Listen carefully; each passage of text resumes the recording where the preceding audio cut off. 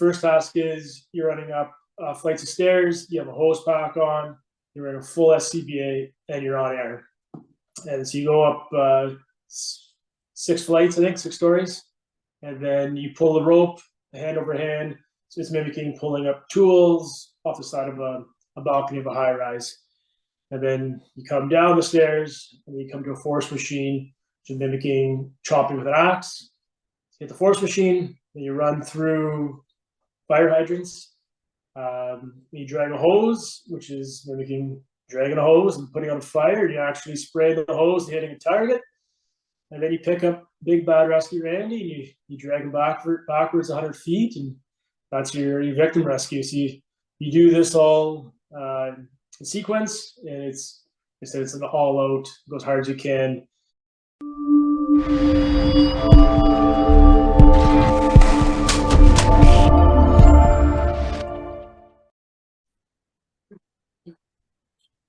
Welcome back to R.I.T Team Radio, where we bring research, information, and training methodologies, different concepts to our audience, to the fire service, to be able to share what we know and share just information, events, activities, things that are going on within the space, so that we can either help you become aware, or we can add value, add resources to you for your adventure and for your career. Today, I'm joined by Trevor Fera. We're going to be talking about the Firefighter Challenge. We're going to talk about what it entails, just everything around it, and how it can be incorporated to bring awareness. But then, how do you get involved? What does it look like? How's it expanding? And so, think of this as the first segment to our 3, still following that format of the 3 different episodes. Think of this as more of an introduction. So, Trevor, I appreciate you jumping on here and being able to share your wisdom, what you do and what you know. But for our listeners, for our audience, if you would say a little bit about yourself and kind of some of your experience, and then we'll kind of dive into the Firefighter Challenge itself. It's an honor to be doing this. I didn't expect to ever be doing a podcast when I started this sport 15 plus years ago. Just running around in a parking lot with a bunch of buddies, basically. But yeah, so my name's Trevor Fera. I've been a firefighter for about 20 years, and I've been competing in the Firefighter Challenge for most of my career, I guess 18 years probably. And so I'm a 5-time world champion. So I've done pretty well. I kind of developed my own training methods and what I believed would work for me, and yeah, it's been a good run. It's been a lot of fun for me. Well, and there's a lot of takeaway, right? And we chat back and forth, and the number one thing, and we always try to establish is, yes, there's a lot of information, a lot of wisdom, a lot of experience. There's always more that can be added to it. There's in many cases, there's other principles and other approaches, but a lot of what has worked for you and what has worked for those that you've worked with and chatted with. And but to catch everyone up to speed, let's kind of dive into, what are we even talking about? We mentioned Firefighter Challenge. But what is that? Can you kind of even just an overview of what it is, and then how you got involved? Yeah, so what the Firefighter Challenge is a firefighting based race using firefighting skills. It's a timed race, kind of an obstacle course where it's an all out competition. You're going all out for a couple of minutes. It started out as a fitness test in the US, and then it developed into a worldwide race now. For me, I got involved. I started as a firefighter in Brampton, Ontario, Canada, and there was a gentleman there. His name was Peter Reed, and his nickname was Zeus. And at the time, he was the world champion, and Brampton Fire was known to always have a really competitive team. And so during our recruit academy, they asked/forced us to run the competition and race against each other. What is that? What is it called? Voluntold? That's exactly. the phrase that we hear the most. I'm sure nobody wanted to do it, and because it's the hardest thing you'll ever do. Well, they call it the toughest 2 minutes in sports. And yeah, so I did pretty well. I won out of my class, and so Peter Reed's slash Zeus, he said, "Hey, come on out, come train with us. Um, we want to have you compete." And so I was able to learn from the best right from the beginning, and I think that's I kind of carried that on, teaching new firefighters, and so I got lucky. It was good timing. What does the challenge itself kind of walk through, even just the list of tasks, right? What does a challenge, what does the challenge itself look like? Yeah, so there's 5 tasks. The first task is you're running up flights of stairs. You have a hose pack on. You're in a full SCBA, and you're on air. And so you go up 6 flights, I think, 6 stories, and then you pull the rope hand over hand. So it's mimicking pulling up tools off the side of a balcony of a high rise. And then you come down the stairs, and you come to a force machine, which is mimicking chopping with an axe. Hit the force machine, then you run through fire hydrants. You drag a hose, which is mimicking dragging a hose and putting on fire. You actually spray the hose, hitting a target, and then you pick up Big Bad Rescue Randy, and you drag him backwards 100 feet, and that's your victim rescue. So you do this all in sequence, and it's an all out, go as hard as you can, hopefully finish. And I like how when you explain it, it's like you're going to be pulling hose, just like you would be pulling hose as a firefighter, right? So it's like the name or kind of what the concept is already descriptive in what you're doing, because the goal and the concept of it is to reflect job tasks you do as a firefighter. It's not, hey, these are job tasks, let's create something where it's completely different or complex in nature, where it's so off from the job task. So just even mentioning that, I mean, do you see value in even implementing it or practicing for it, or even trying it from a competition versus non-competition perspective? I mean, is it a good teaching tool just for challenging tasks itself? Yeah, for sure. Like the tasks do mimic things you're doing on an everyday fire, right? Just like dragging the hose or chopping an axe. And it goes back and forth with firefighting, what we do every day. It pushes you just like you would at a fire. At a fire, you usually working real hard for the first 10 minutes, and so that's exactly what this is. It's an all-out race, but it's simulates the work task for sure. Let me ask you this. We have this is more on the personal side, but as you prep, right? You personally, and anytime I do any kind of challenge or a reoccurring challenge, you kind of assess how well you did, how you're going to improve, and then what areas you can improve in, or kind of where you need to see which one's kind of lagging or lacking compared to others. Just kind of your 2 cents. I'd be interested. Do you, with your training, granted you're training for it all, you're trying to get, a better time, is there a certain task you're like, okay, I need to, and this is going to be independent, those that are listening, like, you need to figure out what works for you and where your deficiencies are and so forth. Trevor, I'm interested on your side. Is there, when you're training, you're like, I could have been better in this area, let me really focus training on upper back or posterior chain strength or whatever it might be? Is there kind of an area you've been trying to target more or focus more toward? Yeah, for me personally, I'm not a big guy. I'm not tall, and I'm going against these absolute monsters half the time. And so, but I'm explosive. I'm fast, so I'm really able to excel going up and down the stairs, running through the hydrants. I have a tough time with dragging the hose. Just my body weight just doesn't allow me to get the momentum going. And picking up the rescue Randy, again, the big guys are picking them right up off the ground, and they're running backwards where I'm picking them up and I'm dragging this guy. But yeah, for me, I had to really use my explosives to my advantage. I'm strong legs, get explosive, get fast, and I think that's kind of what's helped me through the competition for sure. Focusing on that.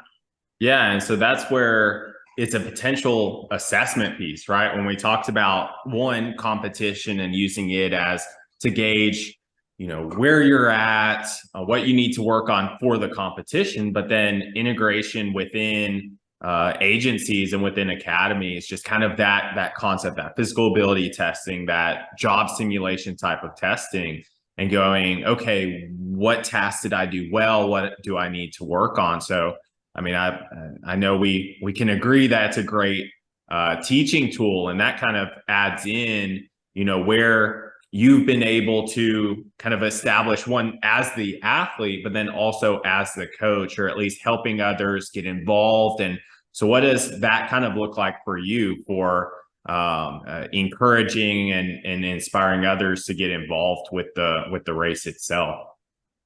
Yeah, coaching has kind of turned into my pride and joy for the sport. Like, I love helping just the firefighters in our station, in my city, kind of organize our team, and we travel together, we do all that. So I love passing down the knowledge that I've gained.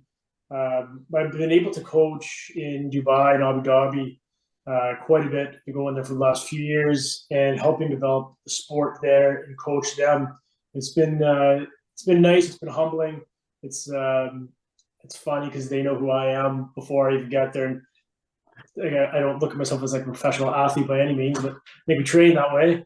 But yeah, the coaching is a lot of fun. I love passing on that knowledge and pushing everybody else and finding their weaknesses and matching. And they do the same thing for me. They give me lots of feedback on how things I could try to change. And yeah, the coaching aspect's been really good. It's kind of taken over what I do now.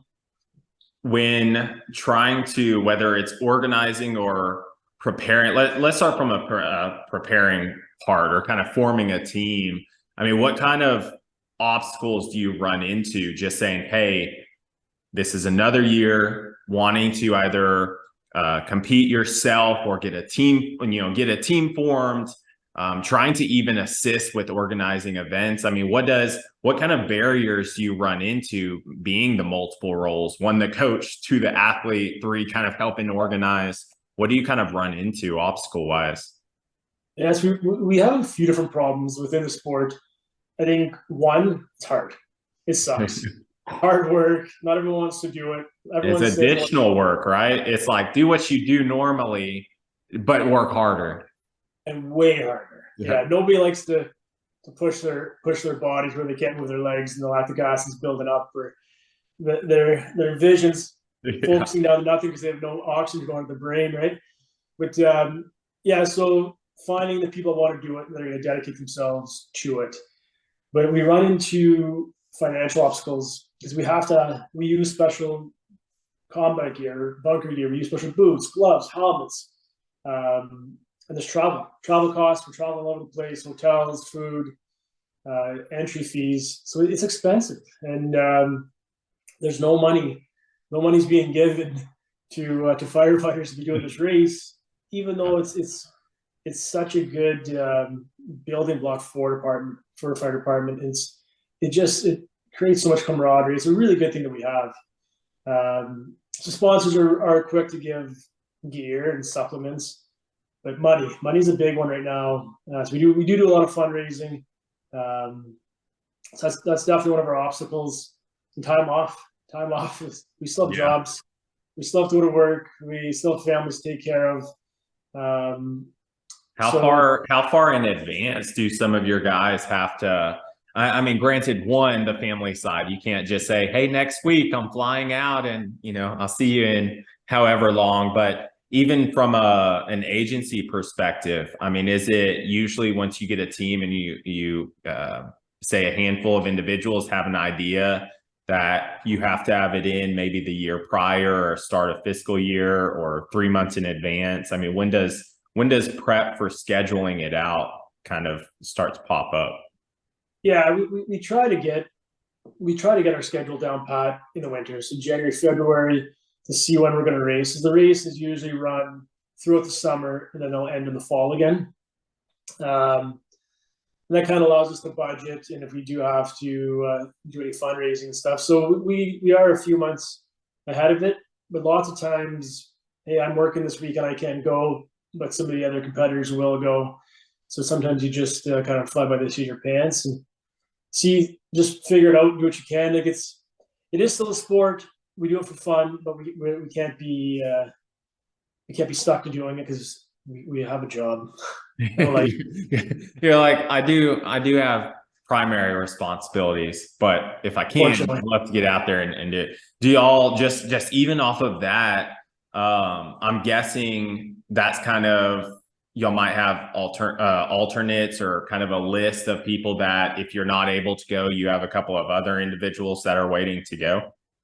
Yeah, if you're lucky enough to have a big enough team, people can kind of jump to your place, because there is an individual event and there's a relay event, and there's a team event where your individual times get added together. So there is, you can jump in and out. Ideally, usually there's only 4 of us that are that committed to the travel and the expense. So it's kind of nice if we can all go together. Yeah. So let me ask you this: the barriers, the obstacles, the fact that it's not easy, all those great things, raising the funds for it. I mean, so let me ask you this: why do you compete? Why do you form a team? Like, what's the and there's definitely an internal motivation behind that, but why? What's the thought process? As you mentioned, it's not. You don't come out with $1 million contracts because you won and so forth, right? So what's kind of that motivational piece or driving force for anyone to get involved? I think you said it already. So it's not easy, right?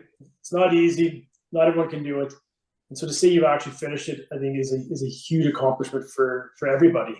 But more importantly, it's camaraderie. It's good, like-minded people from all over the world that come together to do this.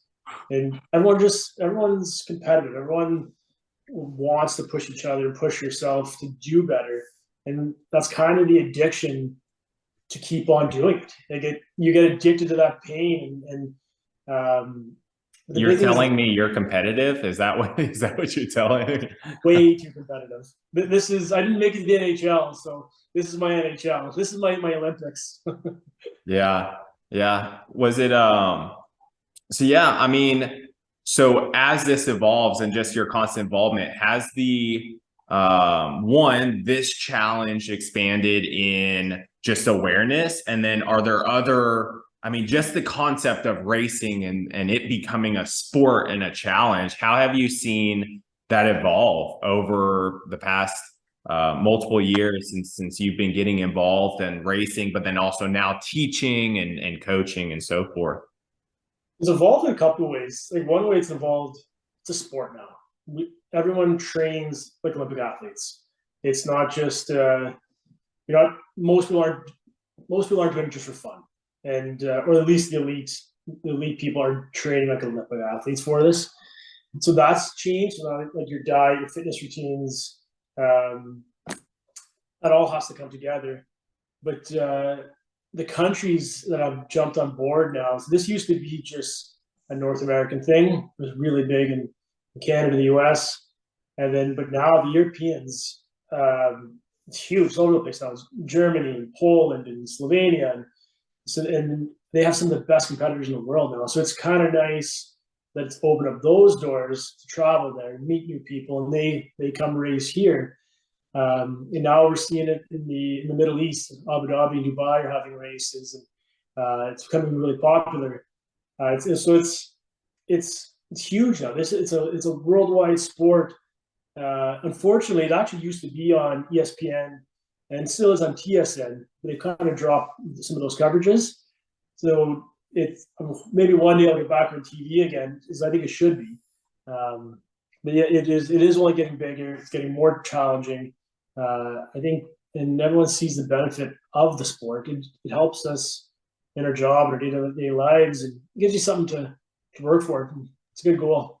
Well, and you mentioned training more of now the perspective and in previous episodes and so forth. Ryan and I have chatted about, and others that have talked on this podcast, is transitioning the thought process of from tactical operator, which operator holds a high status as well, but then saying tactical athlete. And once you throw that athlete label on it, it goes, oh, okay, I need prehab, rehab, warm-ups, movement prep, training, this, that, and the other. I need to make sure diet is in check and all these different things. What is hydration? Like all these components to being an athlete, which originally that's how it should be perceived as a whole within the fire service. Now, I'm not saying absolutely everyone needs to walk around at that top elite, level, but just perceiving the approach to, okay, if I label myself as an athlete,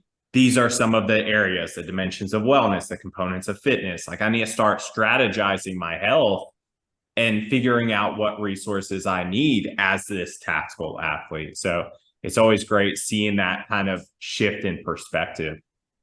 I think too, like, that was probably one of our challenges is becoming an athlete and learning how to train like an athlete. We don't have coaches. We're all kind of figuring this out on our own. We're still just firefighters. So that was a big transition for us. But that does transition to the station. People ask questions and, hey, can you put a little routine together for me? And why are you eating this? Or why are you training like that? As firefighters, we don't have that guidance to be athletes, healthy firefighters. There's not a whole lot that's given to us. So again, we're trying to figure that out in our stations. And I think that the competitors, the people that have an athletic background, are able to pass on that knowledge, which is good for everybody. So how, let's say, and we've talked back and forth about how we can bring more awareness because we're having more and more experience or more and more, I guess, kind of a hold and influence within academies and within agencies of how can we share this awareness? I mean, how can someone get involved? How can a department get involved? What is first step? Where do they go? Where do they outreach? And you don't have to define all steps, labeled out, but I guess what would be kind of the first action someone would do if they said, hey, this looks interesting. How do I start? Yeah, I think reach out to one of the competitors or anybody online. You can, so many people that are doing it. You can find people that want to help you. But yeah, reach out to one of the competitors within your department. Go out and train with them. Go to the course, learn what's going on. I think there's also fitness initiatives that are already developed, say through the IFF, that departments can be using. We should be using. So I think there are avenues out there. You just need to put the work in and go look. What you're saying is I'm going to include your email address into the postings of this podcast and when we push out articles and stuff. So what you're saying is you're going to be bombarded with emails about how do I get involved. Bring it on. I love it. I love helping everybody. I want to develop the sport. It's created so many opportunities for me, travel and meet people, and it's just a good community to be part of. So yeah, bring it on. Awesome. If you could, let's kind of close with this question and these remarks is if you could talk to whether it's coaches or whether it's just someone who's getting started and saying, hey, I want to prepare for this. I'm all for this. I'm reaching out. Let's get started. Any specific words of wisdom or lessons learned? Granted, before you go through this, we will have a second episode and third where we will break down the tasks and be more prescriptive and more kind of sciencey behind it. But just general words of wisdom and lessons learned. What are your thoughts of relaying something to someone wanting to be involved? I think there's a couple of things there. Smooth is fast. So learn the course, get smooth, get proficient at it. Muscle memory is an amazing thing, especially when you're breathing through a mask and you can't hardly breathe. But so as far as the course, learn the course, get really good at it, be really picky on learning every single step of the course. But then on the fitness side, get explosive, get strong. You're not training like a bodybuilder. You're training like an athlete. Use tactical equipment and tactical circuits and mimic what the course is. Learn those exercises that mimic the movements in the course.